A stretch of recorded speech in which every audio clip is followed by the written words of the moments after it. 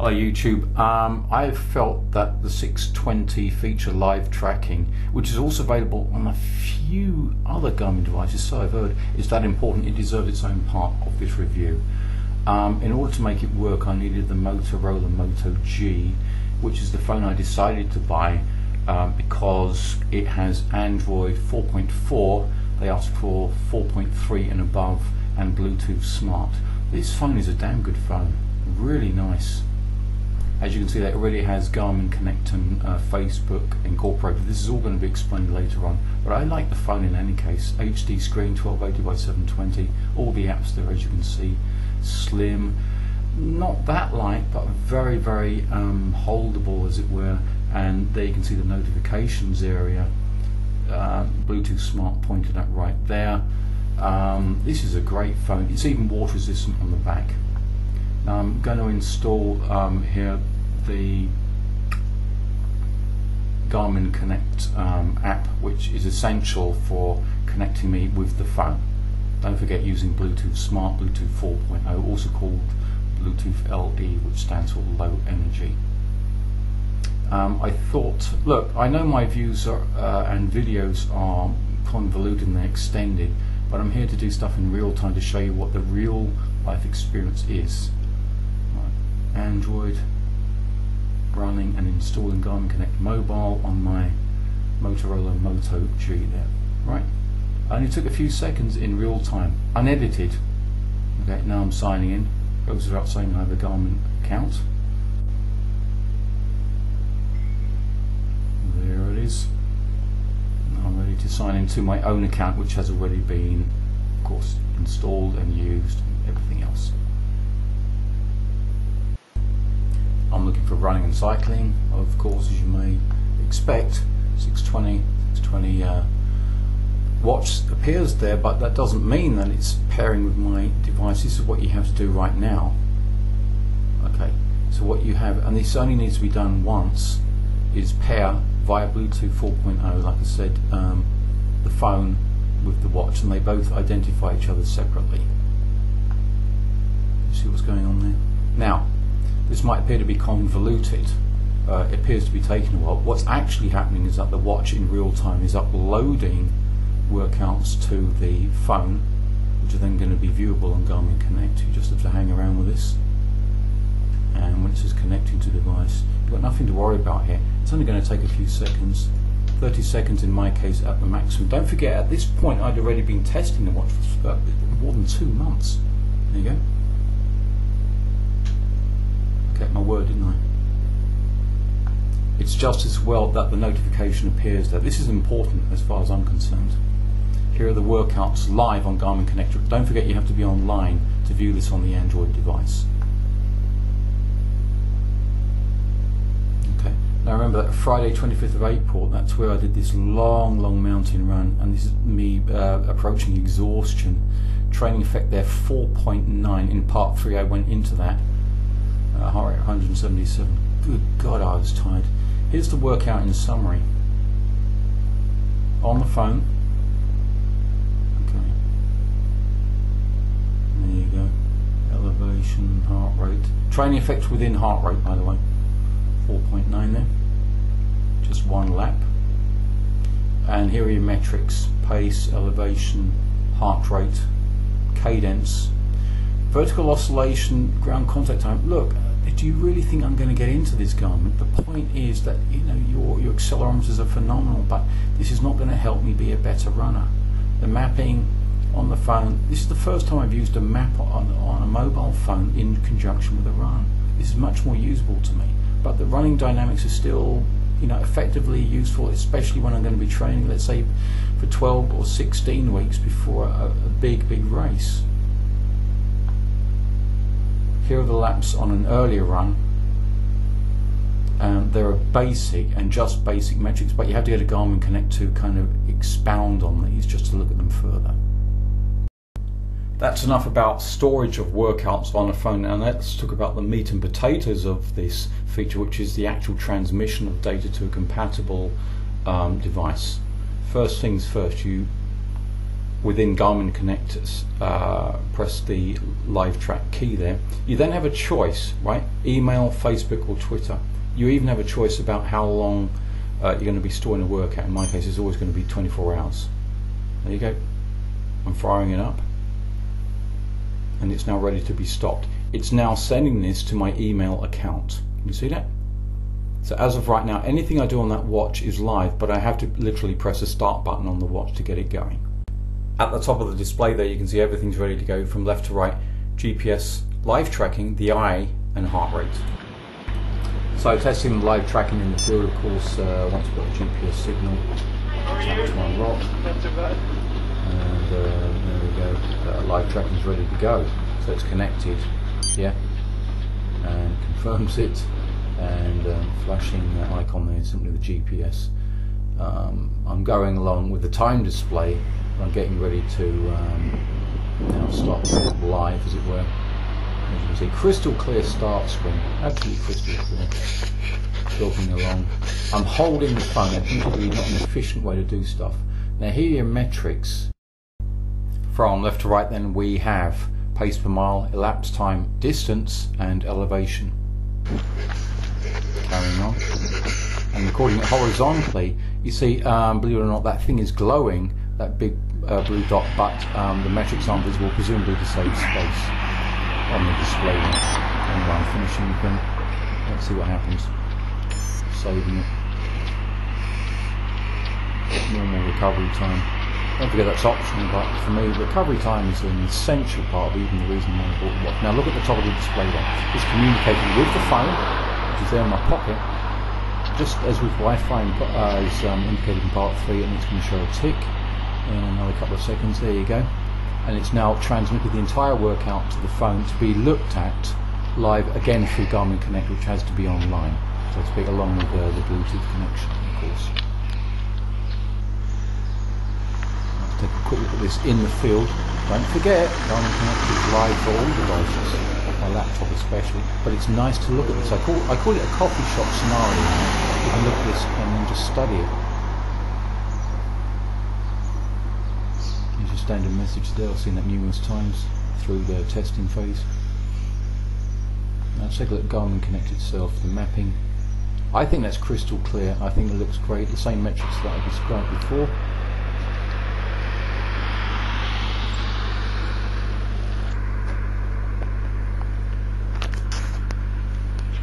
And here's a different workout, and this is me deliberately sprinting so that I'm altering not only the location but also the pacing. Alright, so I'm going up and down, actually near exhausting, technically speaking, a castle. So approximately 26 minutes on the workout. Looking at this afterwards, you can see that spur on the right there of the mapping. That's where I was going up and down and up and down, and it's all visible on the colour display following the workout. Once again, it's very, very viewable. There's the second lap. Okay, it doesn't appear to be very fast. Training effect, however, is fast. 3.5, you know, that's a considerable effort, I think. 3.5 out of 5, don't forget. The biggest challenge for me in the whole review was to be able to record an actual live tracking video. So I recorded myself recording the video both on the screen and in the field, and this proved to be quite difficult, actually, much more difficult than it might appear here. There's the live tracking on the phone, and there's the live tracking on the laptop screen ready to be recorded. I had to use a particular modem, so this is non-Wi-Fi, and then a screen recorder program. That's Microsoft Expression encoding, incidentally, if you are interested. Now here's the non-recorded feed, again with that glowing blue line on the Android phone. But here's what's being recorded on the laptop live, roughly with a delay of 40 seconds, by the way. The metrics there clear to see as well: heart rate, pace per mile, cadence, and elevation.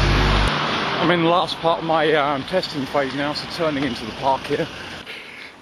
I'm now taking a lap deliberately so I can isolate the running up the hill part from the other parts of the run. So I'm going to be running up the thing, which I use for intervals as well. Now here's how it looks in real time, again through the live tracking. And there I am, turning right, okay, into the park, and my average pace was 6:39 and my average heart rate 143. Doing the second interval now, just 30 seconds.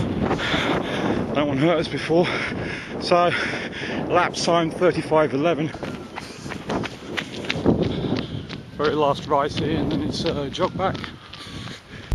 So I did that hill and then 2 sprints deliberately to raise the HR, and now I'm returning effectively diagonally across the park, and there you see me, you know, turning left, and this is in the final mile of the run. Fantastic day here. Wind blowing in almost the opposite direction to what it normally does. And I think I'll take a lap to isolate the HR of the 3 intensive sprints, you know. Uphill, actually 2 uphills and then 2 sprints in the field. So there you go, not fast, but then I wasn't intending to go fast. Here's a screen grab from Garmin Connect on my laptop, right? Sorry about the resolution if you can't read it. So this is me running up the hill, doing those 2 sprints, and then running up the final hill. Average pace per mile 5:04, pretty fast. Average heart rate 157, so that's pretty high. It's a good workout. It's been a really good run, so let's see that all the metrics are there. I'm waiting to save it. 43:37. 1 new record, which is what? Fastest mile. Well, that's only in the last couple of weeks. Well, that's good. Recovery time 34 hours. So as of right now, it's going to tell me, and there it is uploading, that it's going to upload, and a tick will appear, which it has done, and so that's all done. One bonus of live tracking for 40 seconds. You only work out on your phone after you're all done. And there you go. And it's centered, and that's good for me. And there you go. The live track session was ended from the fitness device. Fantastic. Pressing home there, and latest activity will appear. Untitled 4.57 miles, 43:37. Just great. And that's all ready now to analyse back home. And here is the completed workout on my laptop as recorded, and this is me finishing it right here, and it's going to come up in just a couple of seconds. Now there's a slight anomaly because they're saying the activity is continuing. I can only assume that the live tracking information was sent before the activity data, but you know, it all works out in the end. There you go, the activity is complete, and that's how it's stored, all right, for up to 24 hours, like I said, within the application. I've isolated one of the metrics there to make it clearer at the bottom. You can choose whether or not these metrics are to appear, and then there are all of them right there. For me, in the satellite field, this is slightly crowded, but it's still a phenomenal way to use this service. In this final part of the entire review, we're going to be looking at the very latest software update, which I thought was going to be 2.8. It's actually 2.9. This is of, as of I speak, July 2014. Right now, there are 2 ways of getting to this. One is Garmin Express direct from my taskbar there on my laptop running Windows 7 Home Premium. The other could be from Garmin Connect, but this time round I'm doing it through Garmin Express. Let's look now at exactly what's happening. Freeze frame here for your convenience. Added support for run, race and ride activity profiles. So these are separate, and they allow you to customize everything from data screen to even auto scrolling. 3 ones down. Added support for configuring a second data field on the lap button. Okay, that's more intriguing for me. With Garmin Express there, can you see that I can directly activate it from the menu on my Windows 7 Premium laptop, and then I'm installing the thing. Right, 30 seconds afterwards it's doing that.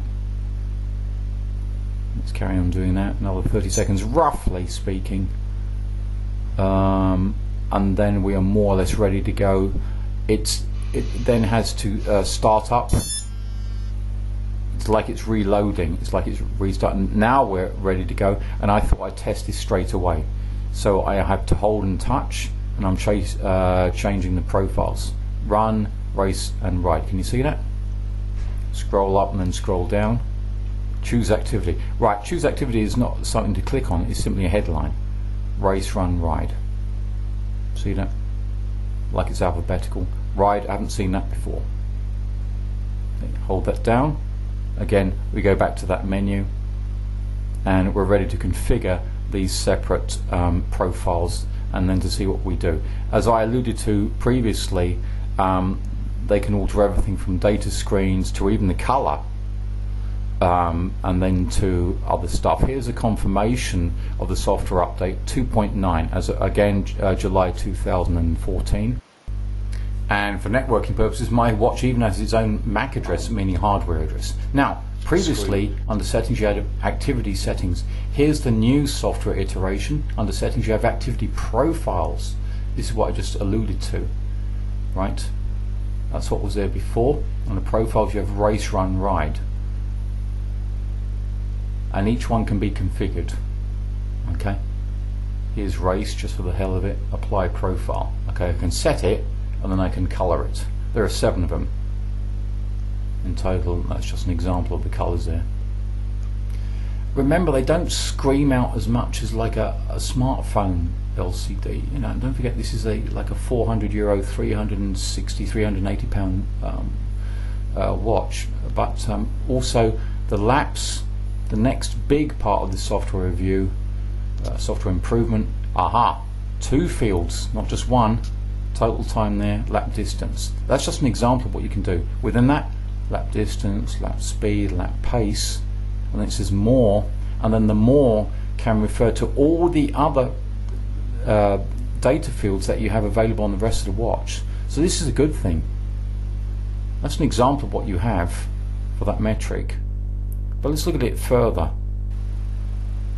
Right, in the ride, right, time, distance, heart rate. And I'm tapping it and there's nothing else there because I haven't set anything else. Now the run metric, the one I use very regularly, different profile, time of distance 2, and then training effect and heart rate. You see, 2 screens, 2 data fields within those screens. That's what I'm talking about. Lastly, the lap metrics. Aha! Right, you won't notice this thus far. The main one, lap 1, is the lap split versus the total time. Again, 2 lap split total time, lap 4 lap split total time.